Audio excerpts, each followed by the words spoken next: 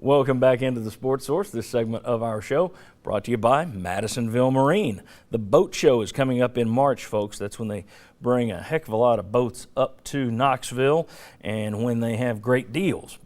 But wait, Madisonville Marine has great deals year-round, including right now rebates of up to $3,000 on select Skeeter models, $1,500 rebates on up to $1,500 rebates on select models of G3 boats, and year-round, Madisonville Marine is your G3 headquarters in East Tennessee. You're talking about G3 John boats, you're talking about G3 Talon series, Suncatcher pontoons, which are G3 boats. If you have an interest in a boat, don't wait till the boat show in March. Get down to Madisonville Marine right now. Check out fantastic pricing that they have year-round. madmarine.com to learn more. All right, let me briefly catch everybody up. We got some graphics here that are going to go up and help to explain what's going on this week, but I thought this was an interesting comparison. Everyone's well aware of the NCAA investigation involving Donnie Tyndall's time at Southern Miss, USM. UT still waiting to see what the NCAA will say in a letter of allegations that still hasn't arrived yet. What we've heard are rumors of room and board being given to athletes before they were eligible to receive such benefits. There's also strong speculation about some Prop 48 guys, how they got into school. But specifically, there's also been talk of players receiving academic help from the Southern Miss staff. Already, a pair of Tyndall assistants have kind of been thrown overboard here in Knoxville. And Tyndall, as you might remember, had some previous issues at Morehead State. I say all that because here comes a similar situation. Look at this next one. A precedent setter, perhaps. Larry Brown's program at Southern Methodist, SMU, not USM, received a letter this week of allegations from the NCAA. The letter includes accusations of academic improprieties. It's believed a high school teacher was pressured into doctoring the grades of a current SMU player who was ruled ineligible this week. SMU has, like Tennessee, had an assistant involved in the recruiting. That player took a leave of absence, so they're down a recruitment and down an assistant due to all this. And also, Larry Brown has some previous issues at UCLA and Kansas. The other reason this is interesting, the athletic director at SMU is a fellow named Rick Hart, who happens to be the son of Tennessee Athletic Director Dave Hart. All right, now, I think the positive spin on this would be that the NCAA looks for precedents. SMU is already ahead of the Tyndall investigation. They have their letter of allegations. I would assume that former staff members here, I want to get your take on this. I would assume that a coach would look at that and say, all right, this could be positive for us. If they don't go hard at Larry Brown, I'm going to be dealing with that precedent. Is that the feeling you think? Or just give me your take on this situation. Well, I think certainly it bears watching, just because of so many similarities with the investigation of SMU and Tennessee. I think you got to take a hard look of whether or not the NCAA will come down on a 74-year-old Hall of Famer in Larry Brown, how they attack him based on what goes on with these academic improprieties. Now, a lot of that, as you said, revolves around them helping kids get in. What I think will stick with Donnie is going to be helping kids once they had him in, helping them with their homework and things like that. Now, how will they go at Larry Brown? That does set a precedent. I was involved in NCAA investigation last year getting a kid eligible, and they did fall back, the NCAA did fall back on precedent that was set 3 years ago. So I think, now this may not determine what happens to Donnie Tyndall, but it will give us an idea of how it's going to be approached. They are 2 months ahead. It does give Donnie Tyndall an idea of, here's how they treated a Hall of Famer. Now how are they going to come at me based on the same type of accusations?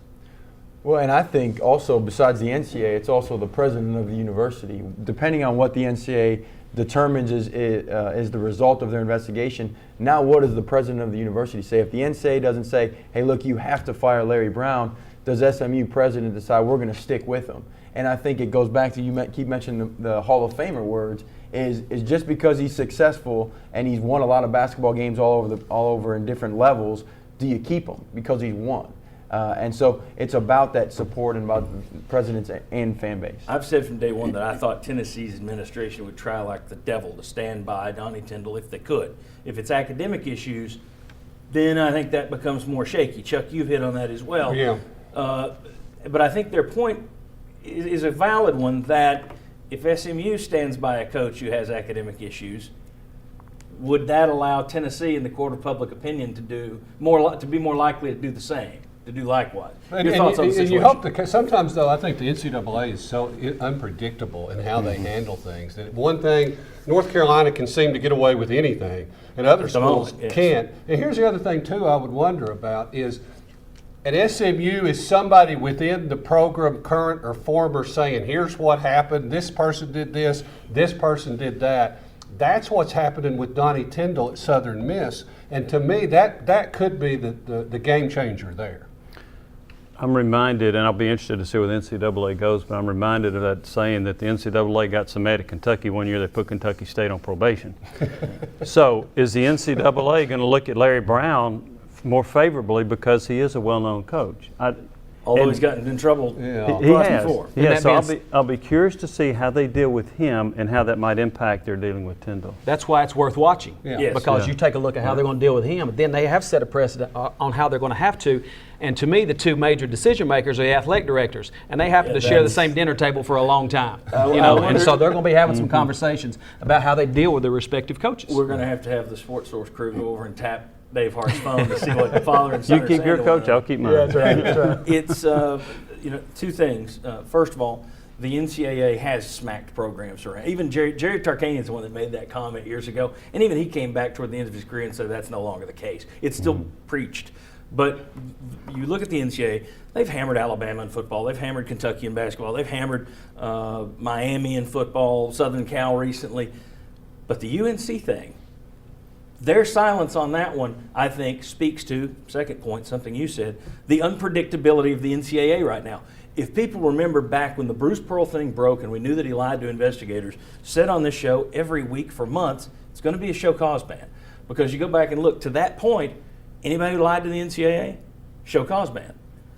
But after that Miami investigation went so far south, and after now it's become obvious they blew it on the Penn State front as well, and they're backtracking off all of that, their teeth are gone. Mark Emmert's got no more teeth left. So it is a little bit hard to say, yeah, they'll follow this precedent. One, I'm not sure that the precedent's going to be the same. They have to look at Tennessee and Southern Methodist. They have to look at Southern Miss and Southern Methodist the same way.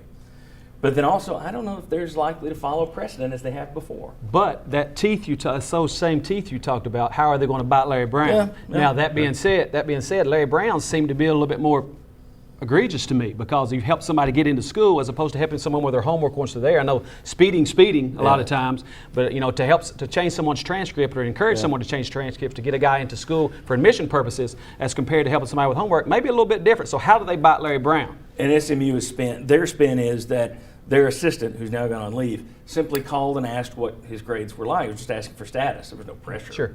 Yeah. And he's out for personal reasons too. I believe that too. Former staff members, folks, so listen to what they're saying. All right, interesting. Keep your eye on the Southern Methodist story. That could give you an early warning sign or early positive sign about how things are going to go with Donnie Tyndall. So keep an eye on what Rick Hart's doing. It may tell you what Dave Hart has to do a little later on. All right, when we come back, we're going to talk about Peyton Manning. We got more basketball to come. We got vol football recruiting to come. Peyton Manning next. It was a topic all through the week. Should he retire? We'll make the case for and against. Come on back on the Sports Source.